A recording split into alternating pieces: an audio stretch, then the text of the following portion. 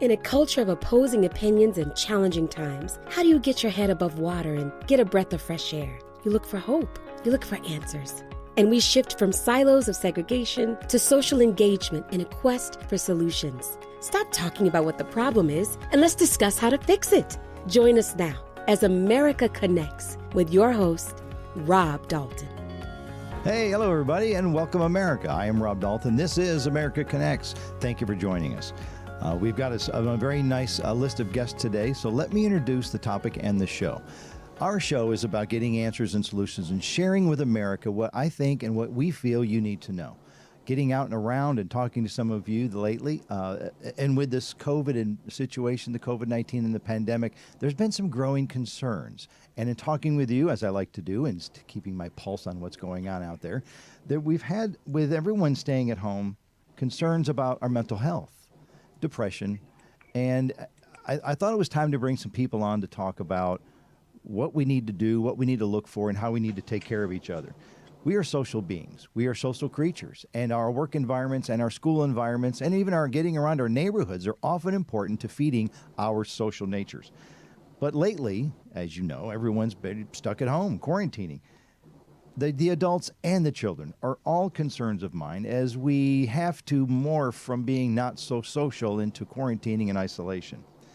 And we all thought when this started back in early 2020, this was going to be a short-term opportunity and we would conquer it, but it's dragging on much longer than we thought. And with the season coming for cold and flu, it could continue, and restrictions are still going to be in place, I presume. So how do we cope? How do we get along? How do we learn to look out for each other when things upstairs so much in our brain aren't what they need to be? We get cooped up. Some of us are experiencing cabin fever. Even though we have the whole house and it's not a cabin, sometimes we're getting cabin fever.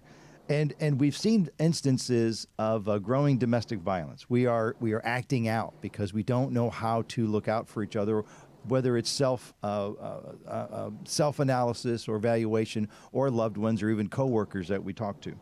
Domestic violence is on the rise, mental breakdowns, depression, and even sometimes leading to suicides. So I met with someone just yesterday who mentioned that they have a family member that had confessed that they've had suicidal thoughts. And it really struck a chord, and I wanted to bring in some people to help you through their experiences, talk about what we may need to know. What are some of the concerns? And I want to remind everybody, this doesn't happen in a day. It's like we're growing old. We don't realize we're losing hair or we're getting wrinkles. It's just happened so slowly that we may not notice it.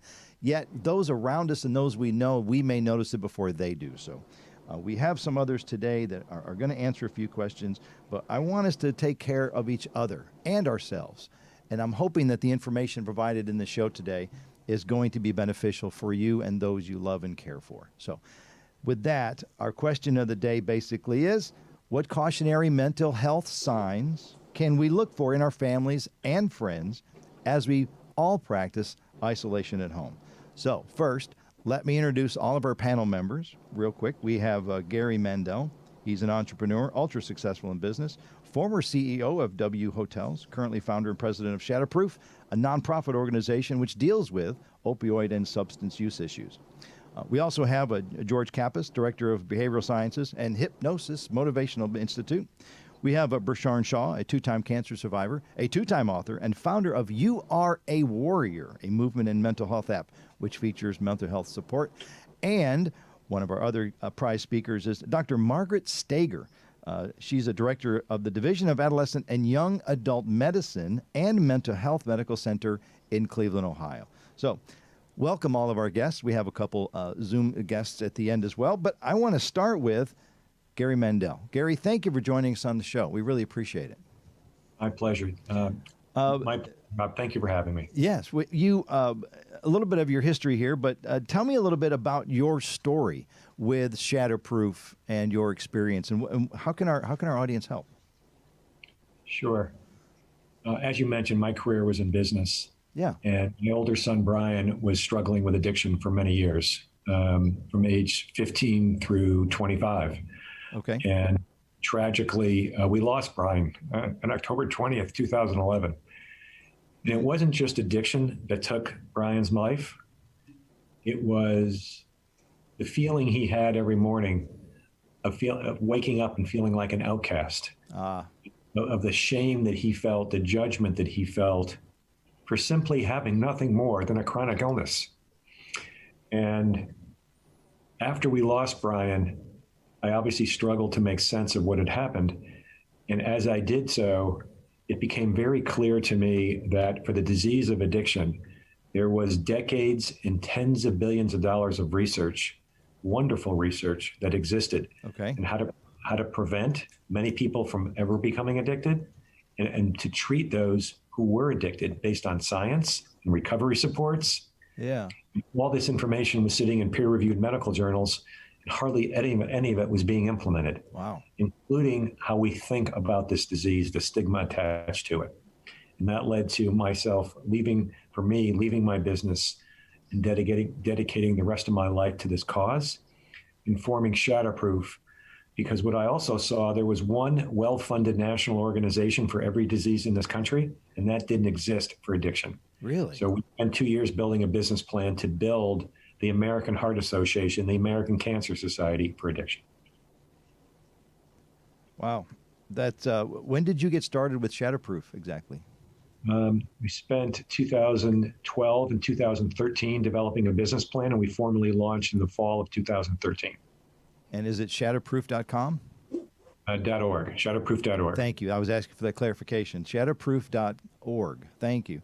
So this, and actually, go ahead. If I could add one thing related to the opening related to COVID. All our panelists, everyone knows how COVID is exasperating horribly the behavioral health epidemic, whether it's addiction or mental illness. That's a given. Recent data shows that in the month of May, overdoses were up 42% year over year from previous May in 2019. And we know what's causing it. It's social isolation. It's not being able to get treatment. It is anxiety about losing a job. It's anxiety about how do I sustain myself if I've lost my job. And so what can we do about it? There are solutions to mitigate this. Number one, we can reduce the stigma and of how people, this is not just a disease, this is a treatable disease. And for those who have it, understanding that themselves and have the public understand it, yes, so they're not diminished, can be accomplished, number one. And number two, for anyone who's having any type of issue to be properly evaluated so they can understand how serious the issue is. And we just published a little over a month ago a resource for families to do that. Good. It's on treatmentatlas.org. And the first thing that will show up on that website is take an assessment. It's 13 simple, consumer-friendly questions that were developed by the American Society of Addiction Medicine. Okay. That will provide a recommendation of what level of care that person may need, whether it be hospitalization, residential, outpatient, or maybe not care, just an intervention. And so instead of me giving a thought on what to look for, go right to that assessment. It's treatmentatlas.org. Take the assessment. It's 10 minutes, 13 questions, and that will assess the person versus me giving it to you unscientifically, where that is based on science built by the American Society of Addiction Medicine. I like that you mentioned the website again because I was going to ask you, treatmentatlas.org. Correct. Good, thank you. So the big crisis in your life back then with your son really totally pivoted you into a shift of awareness for others, not just yourself. It's not awareness. It's using, if I can edit that a little bit. Go ahead, please do. To building an organization that would be run like a business with 3 pillars of work. Okay. Number one, transform the treatment system in the United States. Number two, provide information and support to families, which we didn't have. And number three, end the stigmas that diminish so many people, and the stigma of the disease and the self-stigma that people with this disease feel, and end the stigma against medications that have been proven through research to improve outcomes. All three. Very powerful. I really, that's really helpful. Your website again, shatterproof.org. Correct. And for proper evaluations, maybe treatmentatlas.org. So, Correct. how are you these days? I know you're working from home as well. I'm fine. I mean, the frustration is we want to build Shatterproof faster to help more families faster and with more families as fast as we can. Good. And clearly, the pandemic has slowed us down a little bit this year in our ability to do so. But it hasn't slowed down the work that we began years ago that came to fruition this year. Treatmentatlas.org, we worked on for 3 years. It launched a month ago. Our national strategy to reduce stigma, we spent all of 2019 working with McKinsey & Company, studying 11 analogous movements, 11 social movements of what worked and what didn't work. How our country changed its views on HIV/AIDS, how our country changed its views on marriage equality. You couldn't even join the Boy Scouts 20 years ago if you were gay, and now you can run for president. Yeah. Well, we studied what things in that 2-decade movement worked and which things didn't work. And we built a plan to do so for the stigma of addiction. And we just published that about 6 weeks ago, and we're now building a coalition to tackle this around the country. Well done. Well done. That is powerful stuff, and I wish you luck. And I really hope that even being on the show, that people are become aware of not just your website, but that the stigmas and the old values that we have and our judgments for those need to be erased and reset. So I wish you luck in your endeavors as well, Gary. Thank you. Thank you. But Gary, thank you. I appreciate you being a part of it. I wanted to bring in our next guest too, Bersharn Shaw. Welcome, Bersharn. Thank you for being part of the show. We did an early introduction on yourself, but I wanted to. Hi. A two-time cancer survivor, two-time author, and a website, and a mental app and movement, yourawarrior.com. So tell me a little bit about your story, Bersharn. You know, I was diagnosed at 33 years old with stage 1 breast cancer. Okay. And it really rocked my world because my mother had just died 10 years earlier. She got stage 4 and passed away within 3 months. Wow. So at a young age, you know, when they say breast cancer comes to you around 60 years old, I got it in my 30s. I was immediately shocked. And, you know, I was afraid. I didn't want to be known as the sick girl or the girl with cancer in her 30s. So I didn't tell a soul. So I lived with this depression and sadness, and people didn't know. And yeah. Uh-oh. We may have lost her. So Bersharn was saying how she was in her 30s and diagnosed with cancer, and she was struggling to come to grips with it at such an early age. While we get Bersharn back on the line, because we want to, let me move on to George Kappas real quick, who's next on our I'm sorry, Doctor. I want to hit with George. George, are you on the line, George? Do we have George? George, are you? Okay. Let's move. He actually has his mute button on. We're good? Hey, George. Good. Hey. Hi, George Kappas. Thank you for joining us. Director of Behavioral Science and Hypnosis at Motivation Institute. Tell me a little bit about your story, George. Well, first of all, I just want to thank Gary. That was really a moving opening, and what a great job and movement he's doing. It was great to hear about it. We're a nonprofit, nationally accredited college of hypnotherapy in the Los Angeles area, and we spent the last 50 plus years studying suggestibility and how it affects our lives. And this particular topic of this isolation is, really important to us because, the way we look at the world and human behavior is it's about perception, and suggestibility affects our perception. It controls all of our perceptions, and perceptions are everything. And so, the way we see this isolation is what it's causing is a technical condition we call message unit overload. And this overload exaggerates our suggestibility. It lowers our defense mechanisms. And what happens is that when we become overly suggestible, or when our defense mechanisms are lowered in this way, we have no filter. We have no defenses against the messages that we receive from the world. And there's a lot of negative messages, especially right now. So if you're taking in all of these negative messages and your defense mechanisms are lowered, basically you become overly suggestible to the negative. Your perceptions become all skewed to the negative. You stop seeing a future. You stop seeing that light at the end of the tunnel, and the world starts closing in on you. Right. You start having this feeling like, what's the purpose? Why live?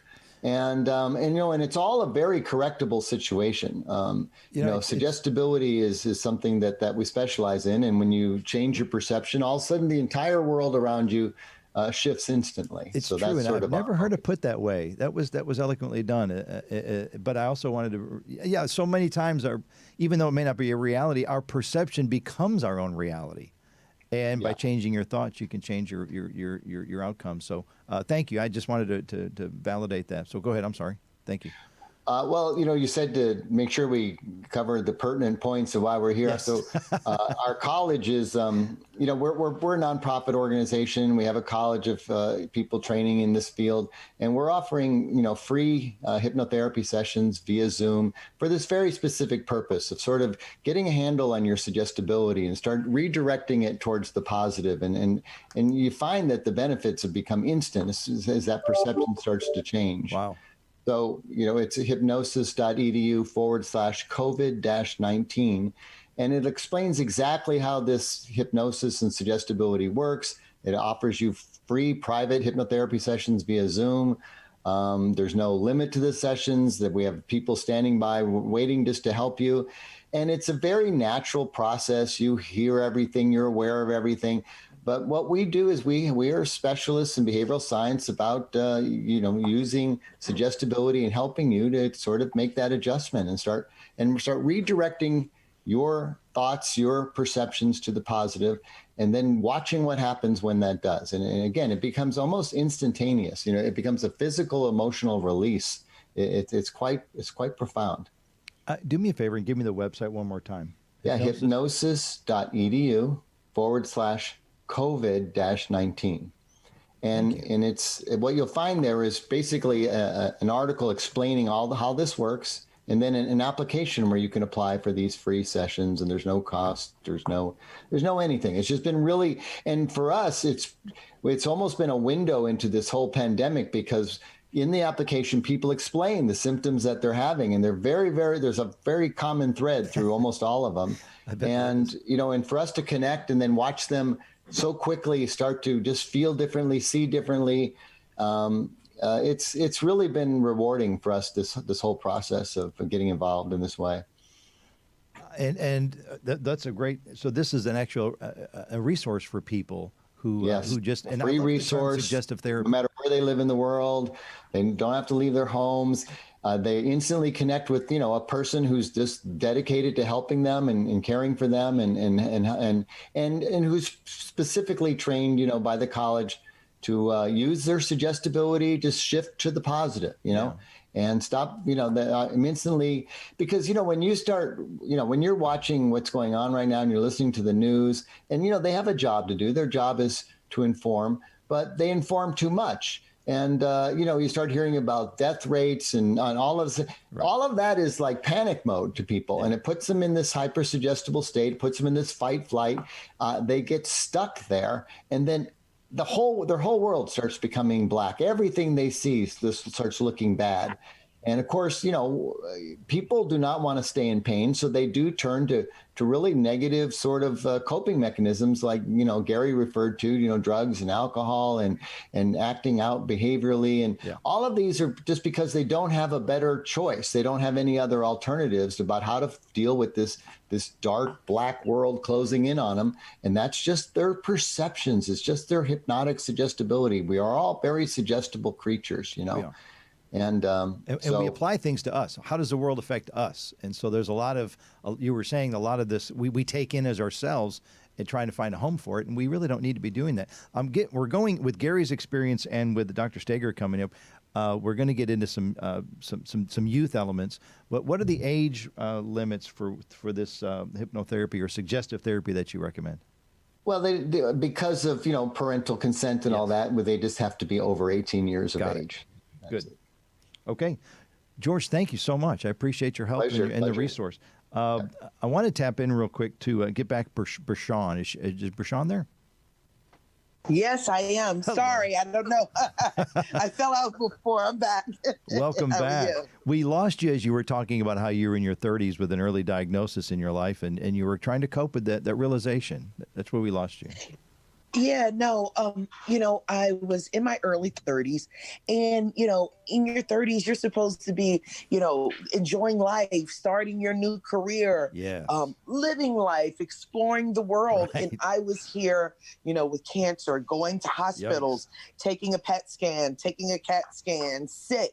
And it really messed with my psyche.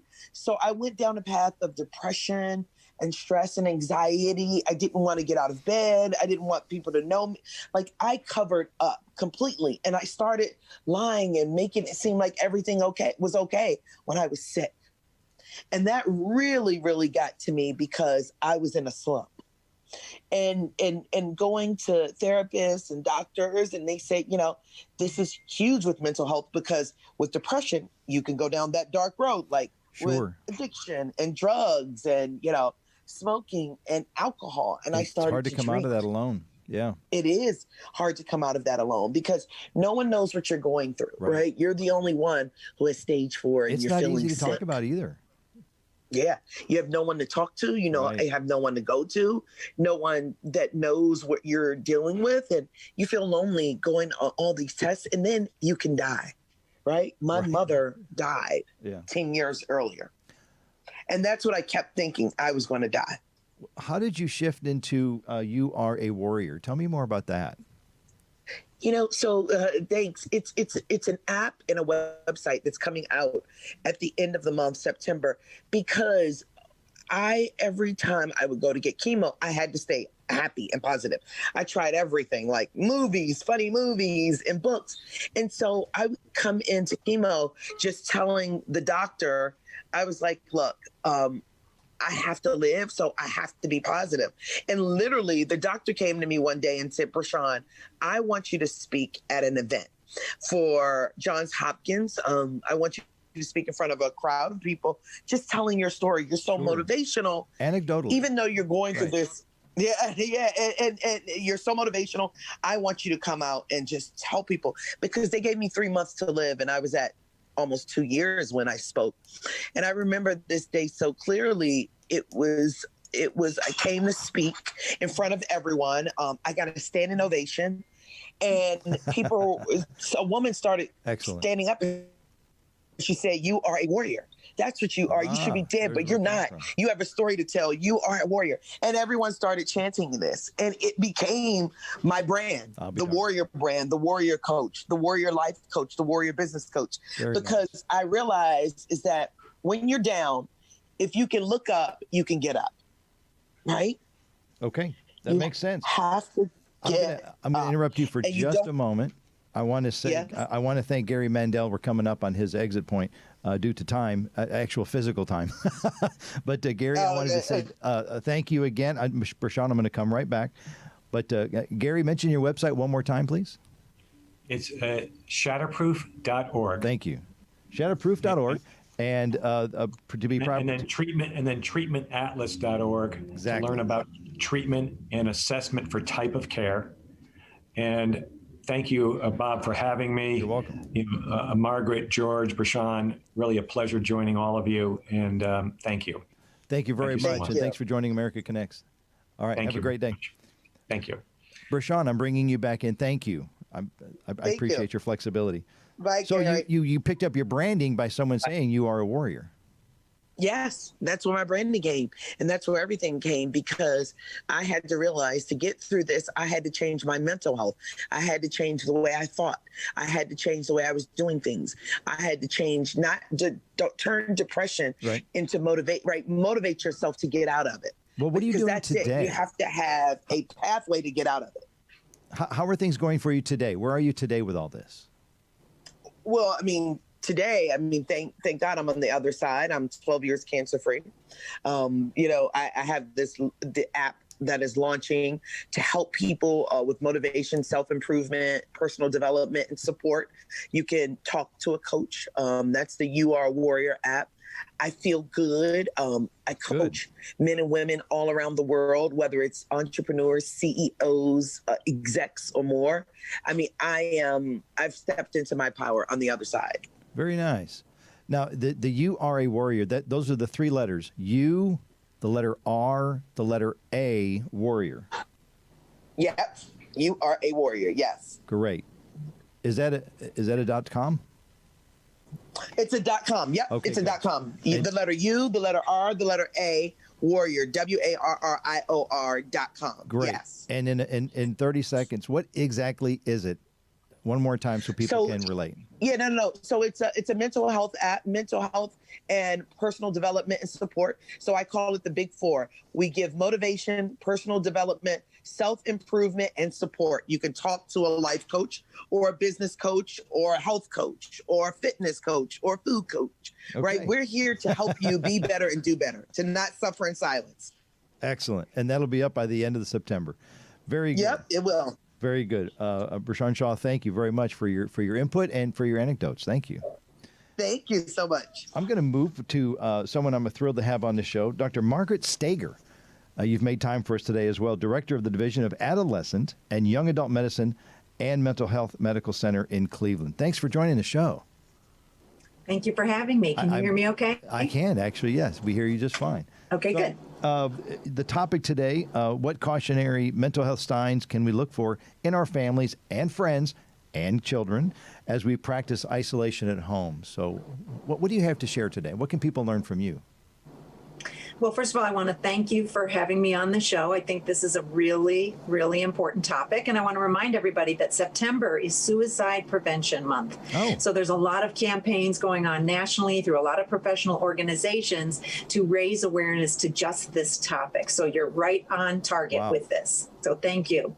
Lucky for all of us. My area of specialty is adolescent and young adult medicine. So I see teenagers and also young adults up to the age of 26. So when I think about mental health concerns, I really think of them very separately because the adolescent typically is living at home and the young adult might be living at home or might be living at college or might be on their own. So I'd like to talk about them separately. And I'd like to begin with the teenager. Now, one of the things we know about teenagers is they're going through a very dynamic developmental time.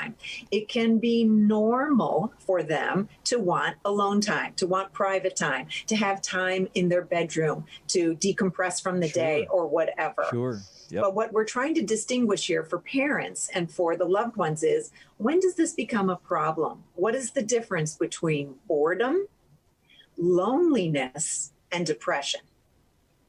They can look somewhat similar in an adolescent. I always remind parents, you know your son or daughter best. Is there something of concern? So things to watch for are changes in behavior, sleeping too much, sleeping too little, eating too much, eating too little, not engaging at all with the family, staying to themselves, staying separate, not engaging with their friends, not engaging with their normal pleasurable activities, such as playing their music or doing their artwork or perhaps walking the dog. Hobbies. These are all signs that something might be askew. Yeah. And I like to also, go ahead. Those can happen both rather quickly sometimes, like in the course of a week, or they can happen gradually. So just remain aware is what you're saying. Yeah. Remain aware, exactly. And right now we don't have the normal typical school schedule. Not all schools are back to in-person classes. Right. And so we have this hybrid where the teenager might have time in their room hanging out or whatever, and then they're supposed to, get up, go to school on the computer, which might be a whole new experience for the whole family, not just for the teenager. And so it's watching to see, can they get on schedule? Can they pay attention for their classes? Are they doing their work? Do they seem to be engaged? Those are some of the things we would watch for. And I like to also remind parents that depression isn't always sadness. Okay. For example, yeah, thank you. Go with young men, it can be seen as irritability, or with some young men, it can be anger or frustration. With girls, it might be what we call volatility or kind of a hot temper. But not always does it present with sadness and crying. It can also present as what I call flatness or blah, just kind of, I'm not interested in anything. Everything looks pretty boring to me. You might hear that a lot. I'm bored. I'm bored. Yeah, like a withdrawal. Or sort of a disengagement. Yes. And that's, I can see where that's tough with young adults and teens, because they're still finding their way, and sometimes they become antisocial. So just being aware and asking questions, maybe. That's exactly right. And I always remind parents and teenagers, they can contact a trusted adult anytime. So that might be your coach or someone from your church or religious order. Yes. It might be an aunt or uncle, an older sister or cousin. But I remind them, speak to a trusted adult, because one of the things I hear from the teenagers is, well, I talk about it with my friend. Well, I talk it about with my boyfriend. And I say, well, they're not really an adult and they aren't necessarily a professional. What do you think about bringing this conversation to a professional? I was just going to ask you, at what point do we take it to someone like yourself, Dr. Steger? What are the signs we need to take it to another level? So thank you for introducing that. Of course. Again, I refer back to the parents. And certainly the teenagers can sometimes recognize it in themselves as well. I've had many teenagers come to me and say, you know what, I don't feel right. I don't know what this is, but I don't feel like myself. I can't sleep. I'm not hungry. I'm losing weight. So, and again, anytime you think something is off, especially now during this pandemic, as has been said previously in this panel so far, many people, if not most people, are feeling a change in their wellness and their general state of health. That's why we're here today. People. Yes. And teenagers are included in that group as well. So yes, I would recommend give your pediatrician a call. Yeah. And if your pediatrician doesn't specialize in teenagers, speak with an adolescent medicine specialist. But Rob, you asked us specifically to address what to do. I remind everyone there are things you can do. I think there's a lot to be said for what sparks joy for each individual. Ask them, what would bring you happiness? Is it your guitar?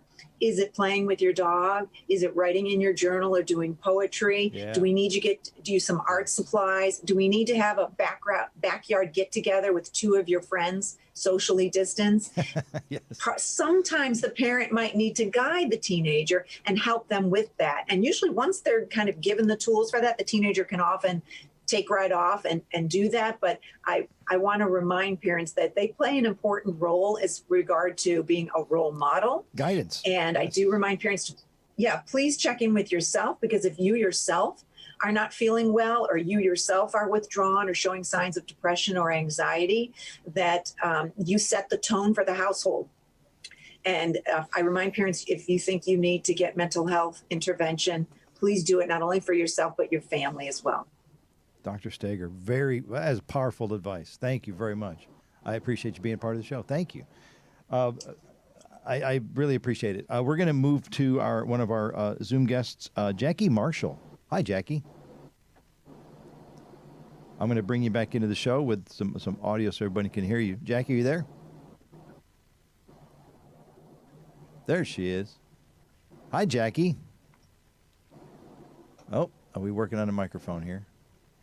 That's fine. We have Jackie, and then a gentleman I'm bringing up next is Danny. Hi. Hi, Danny. Jackie, are you there? Oh. Okay, I'm going to move to Danny real quick. We've got audio with Danny. Danny, hi, welcome to the show. Hey, how you doing? I'm great. Thank you for joining America Connects. I wanted to ask you, where the question today is, what mental health signs and what can we look for in our families and friends as we practice as isolation from home as a concern with mental health during isolation? What can you share with us today in your experience? So you're asking about what are the signs that you can pay attention to? Your experiences, and what have you dealt with yourself in the work at home and being cautionary with others' mental health? Have you had any experiences? Yeah, I mean, I live in Los Angeles, okay. So I'm an actor and a writer, so the entertainment industry is, pretty much shut down. Yeah, yes. So that's not swell. So yeah, it's just for me personally, I was making a lot of different little videos that dealt with mental health, a lot of self-talk. That's actually what I titled the series. Okay. And yeah, and it was just trying to do it in a comedic way, but it was very honest. So that's what I was doing at first. And yeah, for me, it's making a decision. It's the all or nothing thinking of what to do now. Okay. Because right now, like I said, the industry's kind of shut down.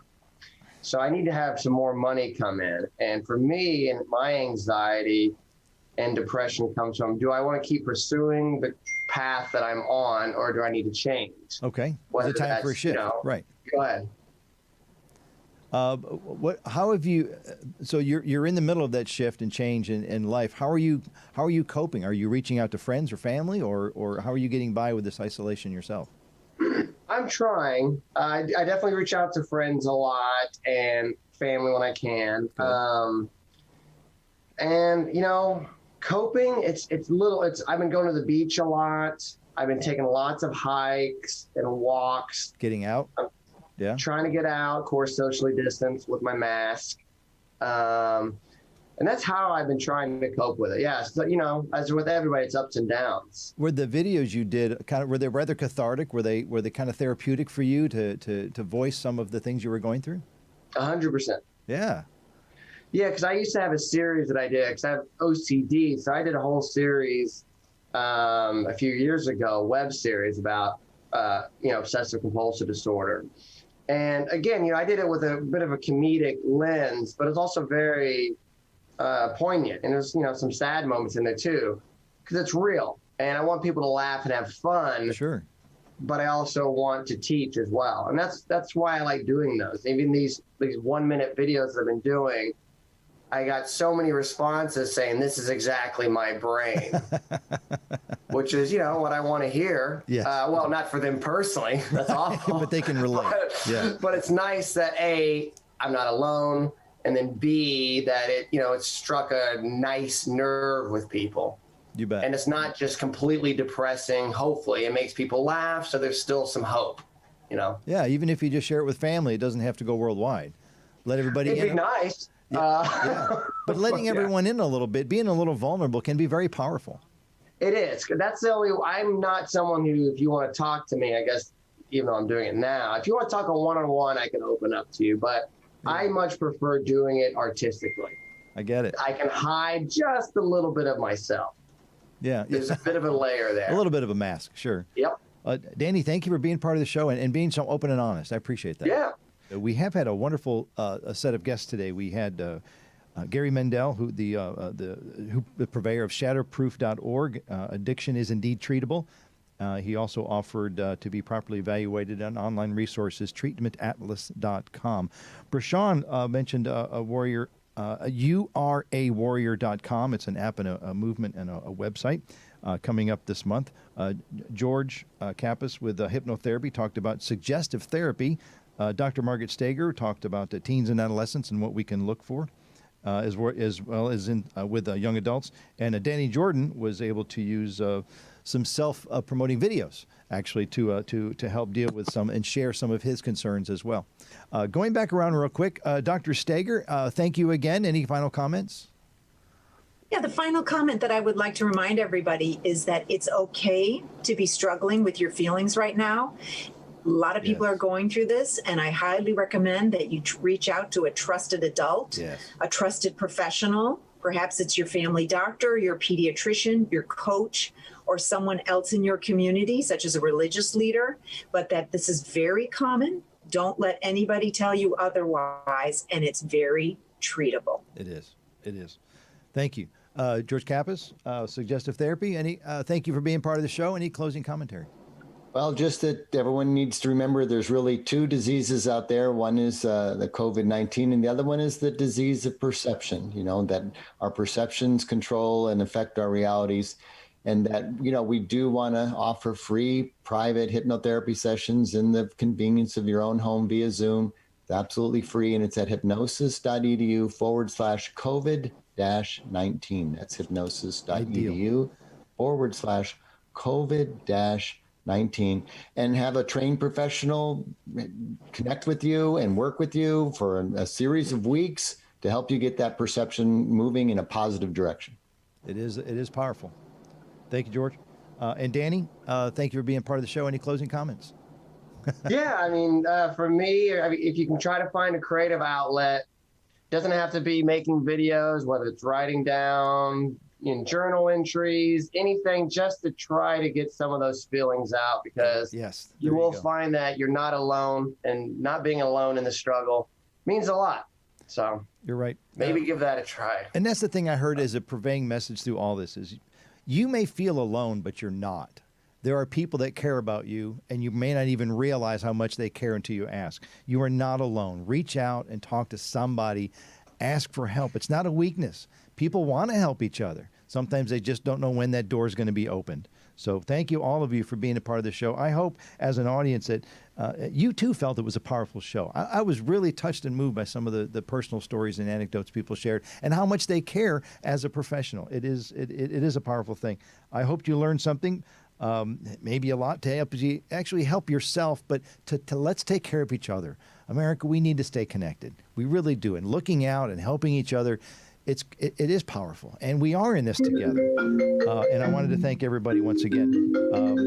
Wrapping up, I wanted to thank getcovered.com. It's a conglomerate website for those needing health insurance and medical coverage, one of our sponsors. Get Covered helps simplify finding health coverage and straightforward answers, and helps to compare our options to find the plan that works best for you. You can use the website or call them on the phone to find the best health plan for you and your situation. Anywhere from the government health websites to standard coverage providers, getcovered.com, your one-stop shop health coverage experience. And again, Children's Miracle Network Hospitals, over 170 hospitals nationwide around the country, helping and dedicated to providing health care and healing for our children everywhere. So thank you.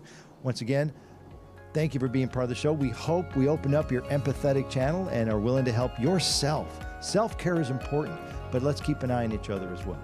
Thank you. Remember, America, stay connected. I'm Rob Dalton. Have a great day.